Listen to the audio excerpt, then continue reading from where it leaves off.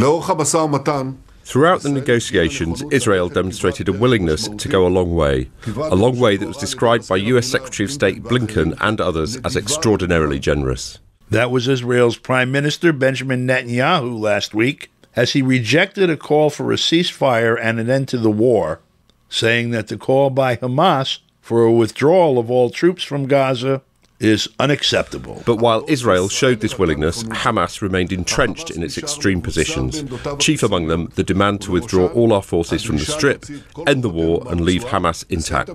The state of Israel cannot accept this. For more on that, we speak with Professor Seyed Mohammed Marandi at the University of Tehran in Iran. Professor Marandi, so Israel has rejected the latest proposal for a peace or a ceasefire. What's happening and what's coming next? The most important thing that has happened is that Hamas and the Palestinian resistance supported the proposed ceasefire, and the Israeli regime rejected the ceasefire put forth by a number of countries like Egypt, Qatar, and the United States as well. And that, I think, puts the Israeli regime in a much more difficult position, because not only is it seen as genocidal, but it's also seen as insisting on continuing this genocide despite the option that has been put forward that is considered as favorable by the United States. Could you maybe touch on what the terms of that proposal were that they rejected? Well, it is an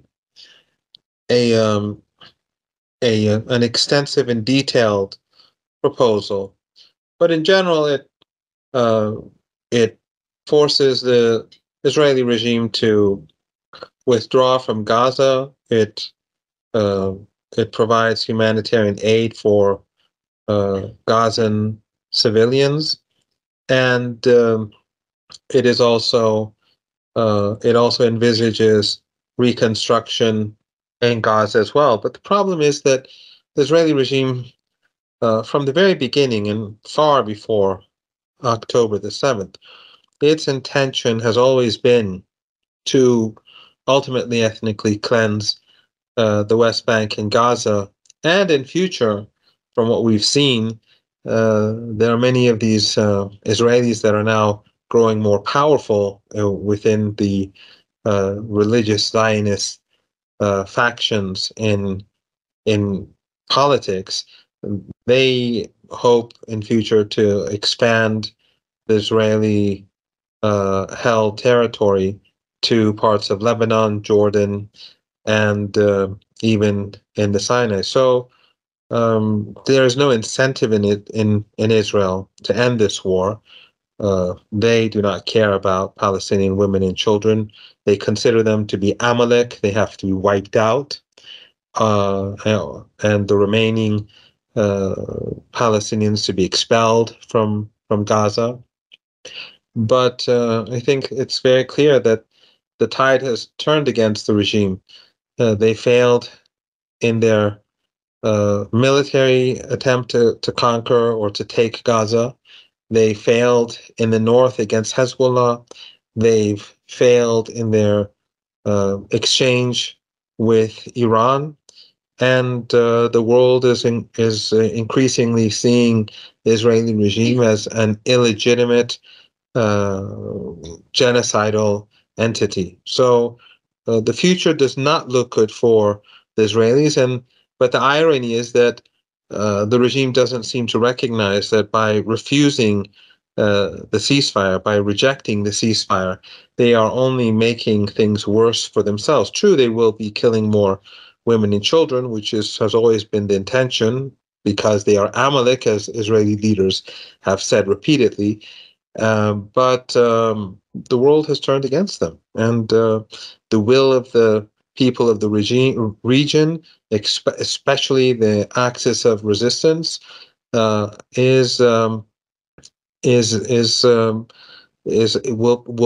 prevent the Israelis from success. They've already imposed very harsh economic restrictions on the regime. The Israeli economy is floundering, and as I said earlier, the regime has failed militarily and politically, and in the eyes of global public opinion, it's lost its legitimacy.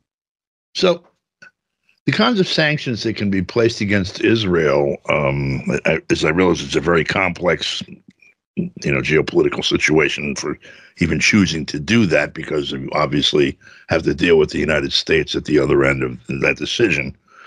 But in the immediate area, this is the home of much of the petrochemical, resource in the world. And most of the states are Muslim and or Arab and or support the Palestinians. And then, of course, there's Russia and China, and particularly China in terms of manufactured goods and markets for Israeli goods.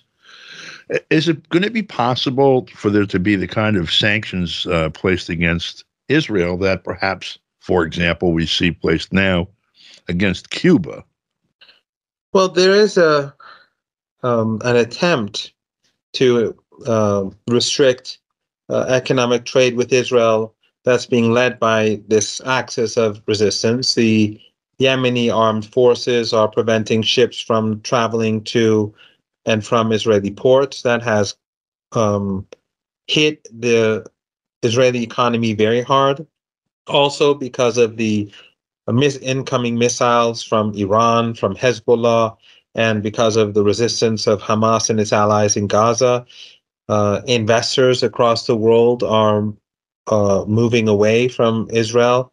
I've spoken to a number of Chinese scholars over recent months in my 2 trips to China and after October the 7th, and they are all saying that no one from China will ever invest in Israel again.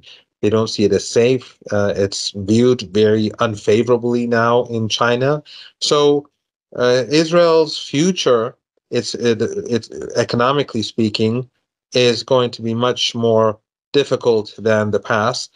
Its image across the world has been demolished. So there is sanctions have already been imposed in that respect. But of course, the West will continue to support the regime, but the West itself has a lot of problems, and the problems are increasing. Problems at home, problems with Russia, problems with China, and the sort of self-imposed isolation that the West has created for itself. That makes it more difficult for them to support the Israeli regime.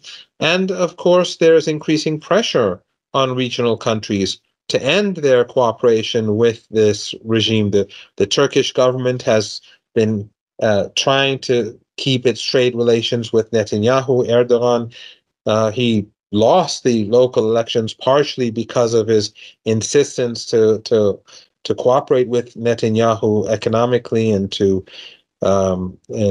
strengthen the Israeli economy despite the genocide. So the pressure on the Turkish president is increasing. The pressure on governments across West Asia, North Africa are increasing because the general public in the region is outraged.